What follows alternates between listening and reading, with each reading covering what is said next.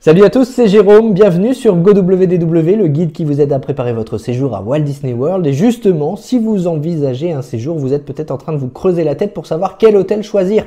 Eh bien ça tombe bien puisque sur GoWDW, on a lancé le PodFast, contraction de podcast et fast, rapide en anglais, pour vous donner toutes les informations en 5 à 10 minutes sur les hôtels, les attractions, les restaurants de Walt Disney World. Aujourd'hui, on s'intéresse à l'hôtel All Star Movies.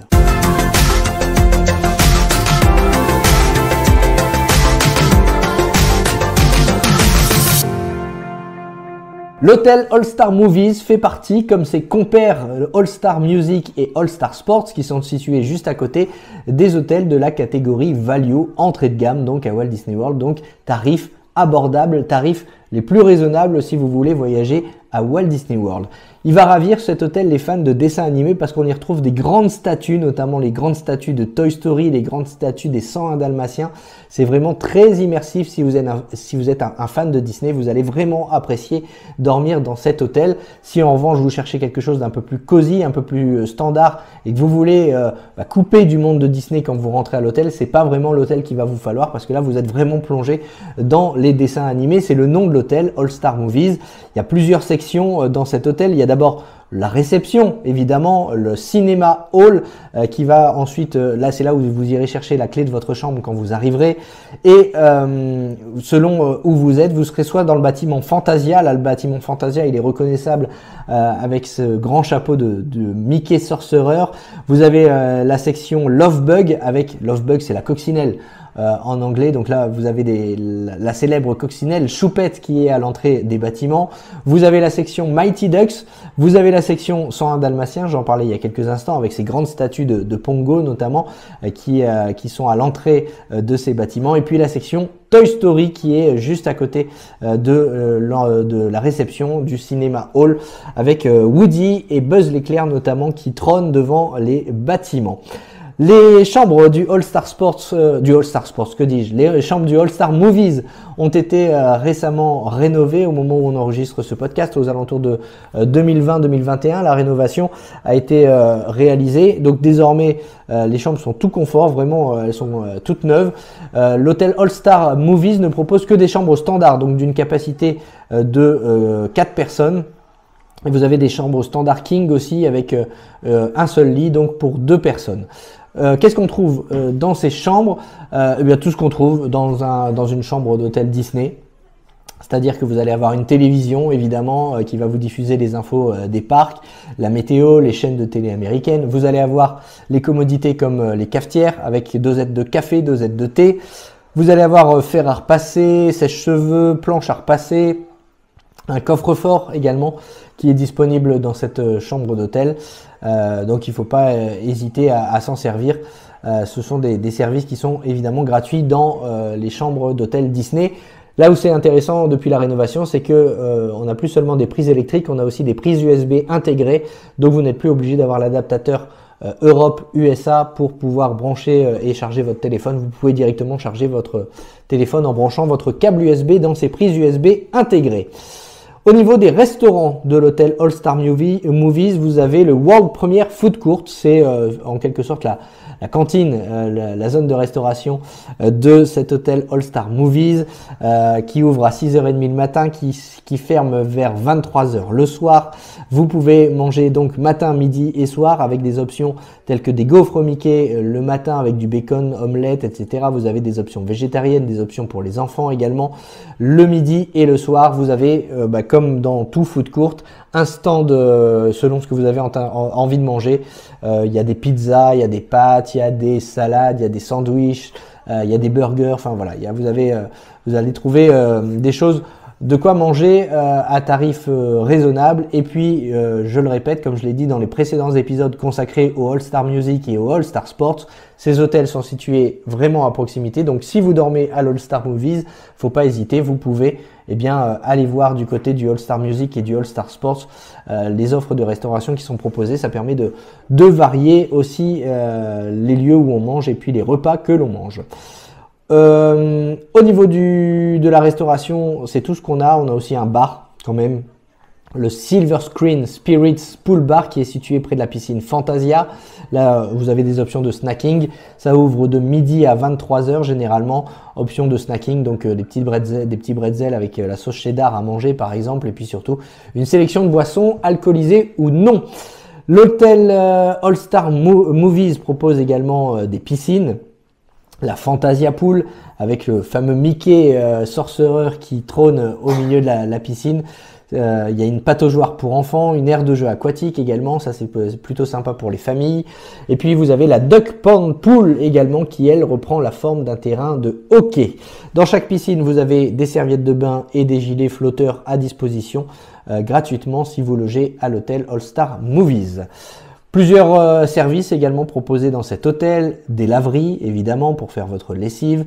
À noter que la lessive est payante, hein, il faut ça c'est un supplément. Mais bon, vous avez quand même tout le nécessaire donc pour faire votre lessive, les machines à laver. Tout ça en plus fonctionne avec un système connecté. Donc vous mettez votre linge à laver, vous liez ça à votre téléphone portable et vous recevez une alerte quand votre lessive est terminée. Au niveau des autres services et activités, vous avez des séances de cinéma en plein air qui sont proposées au All Star Movies, des feux de camp pour faire griller les chamallows au bord de la piscine généralement le soir, et puis une salle de jeu d'arcade, le Real Fun Arcade, pour aller s'amuser et dépenser encore un peu d'argent. On n'en dépense jamais trop à Walt Disney World. La boutique du All Star Movies, elle s'appelle la Donald's Double Feature. Elle propose des petits snacks, des petits produits d'épicerie, voilà, du pain, des bonbons, de la confiture, de la pâte à tartiner. Enfin voilà, si vous voulez profiter de produits d'épicerie, vous pouvez vous rendre. Il y a même des médicaments, hein. Si vous avez un petit mal de tête, vous pouvez vous rendre dans cette boutique pour trouver tout ça. Et vous retrouvez évidemment du merchandising aussi propre à l'hôtel All Star Movies et des produits des parcs Disney. C'est tout pour le All Star Movies. Je vous invite à suivre notre site internet gowdw.fr où vous allez retrouver toutes les informations actualisées, par exemple les prix des menus dont on vous a parlé tout à l'heure. Vous avez tous les liens vers les menus, donc vous allez pouvoir retrouver sans difficulté les prix avant de partir dans cet hôtel. Comme ça, vous n'aurez pas de mauvaises surprises. Alors maintenant que vous avez toutes les informations sur l'hôtel All Star Movies, on a envie de savoir ce qu'il vaut vraiment. Est-ce qu'on passe un bon séjour quand on est là-bas ? Eh bien, le mieux, c'est encore de demander à quelqu'un qui a eu la chance d'y séjourner. Salut Madeleine. Salut Jérôme. Écoute, c'est toi aujourd'hui qui viens nous parler de l'hôtel All Star Movies. Tu as eu la chance de loger dans cet hôtel en août 2023. Séjour relativement récent, donc ton avis va être intéressant. Comment tu as choisi cet hôtel d'abord ?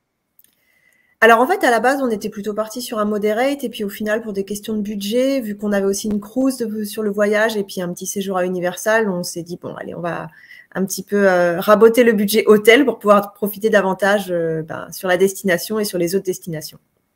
Il y a 3 hôtels All-Star, 3 hôtels au budget similaire. Qu'est-ce qui t'a décidé à choisir le Movies plutôt que le All-Star Sports ou le All-Star Music ? C'était un peu les enfants quoi, hein, qui voulaient, tant qu'à faire, avoir les personnages et tout. Donc, c'était plutôt par rapport à ça. Dans quel bâtiment vous étiez, vous, du coup ?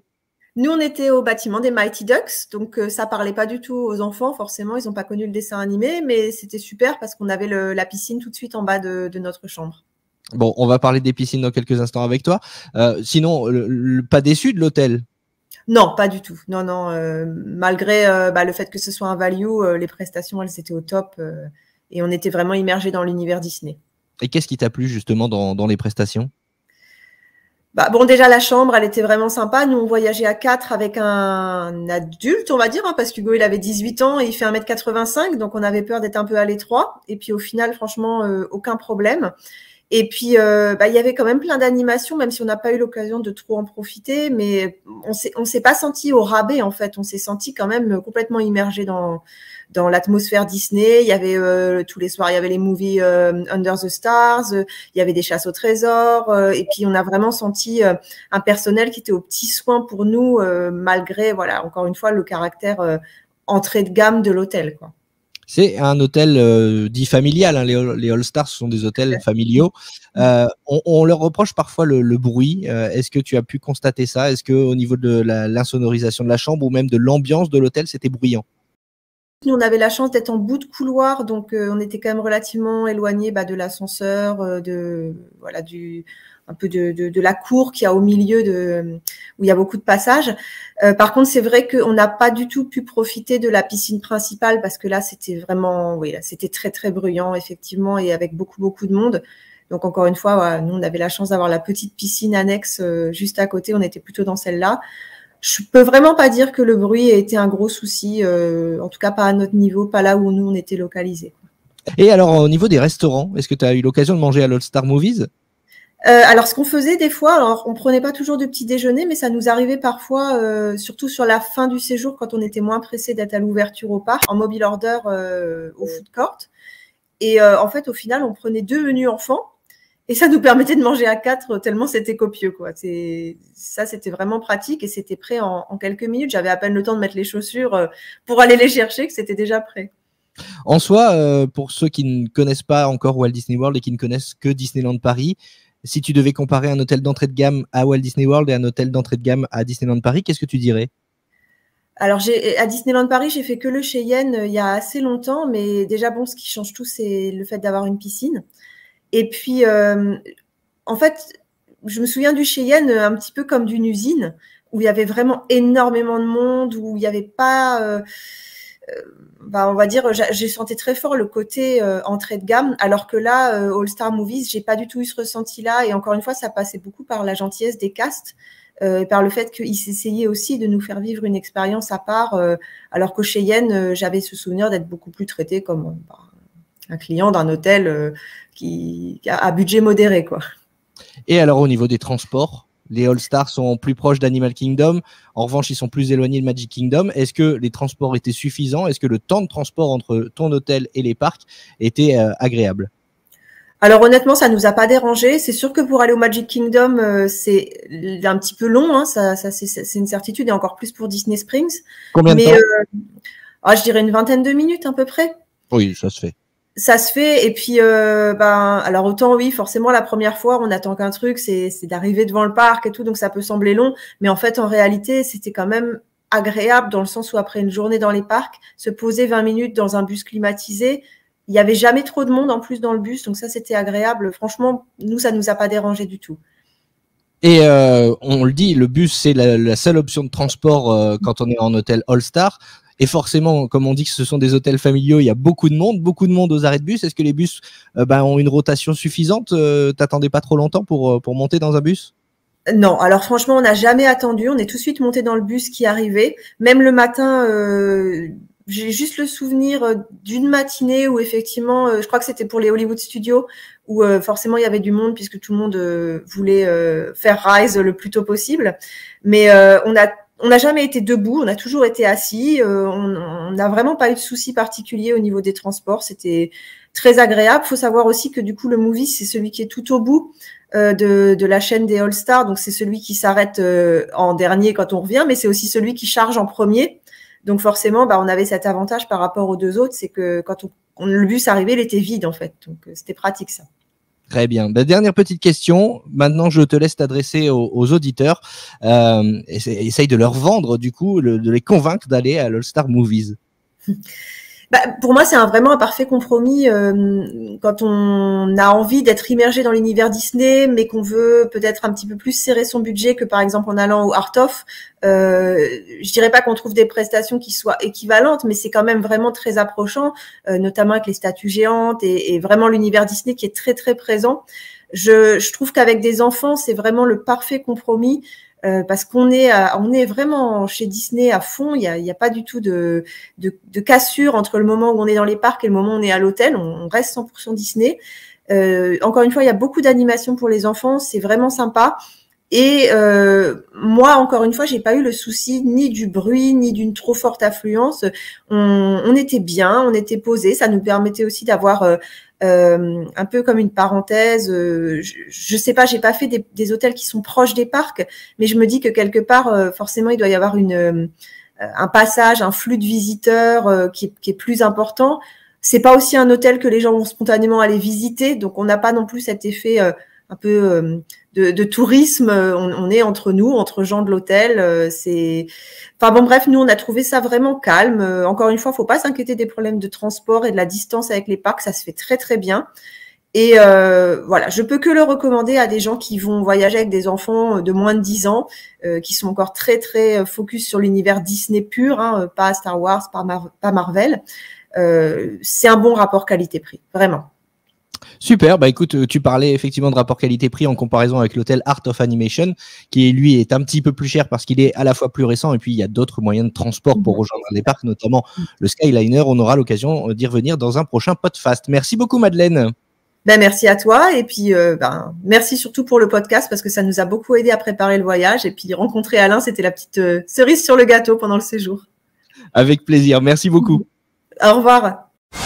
Et merci à vous de nous avoir écoutés. GoWDW, c'est un podcast, mais pas seulement. C'est aussi un site internet, gowdw.fr, où vous retrouvez toutes les infos utiles pour préparer votre séjour à Walt Disney World. Vous pouvez aussi nous suivre sur les réseaux, Facebook, Instagram, pour toute l'actualité, les photos, les anecdotes sur la destination. Sans oublier évidemment la chaîne YouTube GoWDW pour rêver en images et suivre les épisodes de notre podcast en format vidéo. N'oubliez pas de mettre un pouce bleu et de vous abonner. Et si vous aimez ce qu'on fait, si vous appréciez l'aide qu'on vous apporte dans nos podcasts, sur notre site internet ou nos réseaux sociaux, vous pouvez nous soutenir de différentes façons. Le lien pour vous abonner ou faire un don libre est disponible en description de ce podcast. D'avance, merci à vous et à bientôt sur GoWDW pour préparer votre séjour magique à Walt Disney World.